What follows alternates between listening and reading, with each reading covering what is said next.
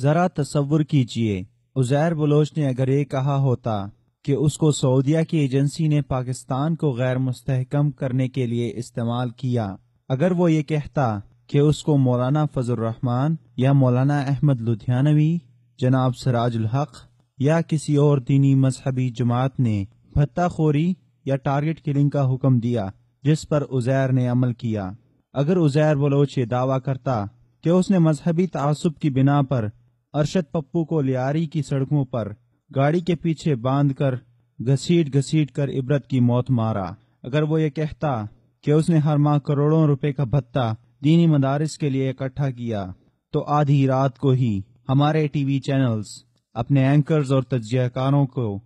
جگا کر باندھ کے ٹاک شوز کر کے حکومت اور پاک فوج کو چیتاونی دیتے کہ صبح کا سورج طلوع ہونے سے قبل اگر ایک اور آپریشن ضرب عضب کے ذریعے دینی مذہبی جماعتوں کا وجود نہ مٹایا گیا تو اگلا سورج طلوع ہونے سے قبل نعوذ باللہ پاکستان صفحہ ہستی سے مٹ چکا ہوگا۔ بھلا دن ہی کیوں نہ ہوتا، موم بتی مافیا چوک چوراہوں پر سورج کو چراغ دکھاتے ہوئے دہائی دے رہے ہوتے کہ اب تک ان ملاؤں کو زندہ ہی کیوں رکھا ہوا ہے۔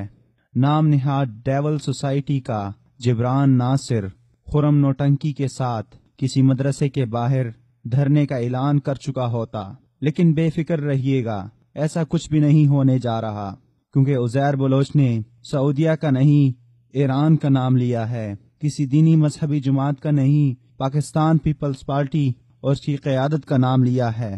اس نے بتہ کسی مدرسے میں نہیں بلاول ہاؤس پہنچانے کا اعتراف کیا ہے۔ اب بھلا ایران جیسے مخلص پڑوسی دوست، پیپل پارٹی پاکستان جیسی محب وطن سیاسی جماعت اور ادی فریال، شرجیل میمن، فیصل عابدی،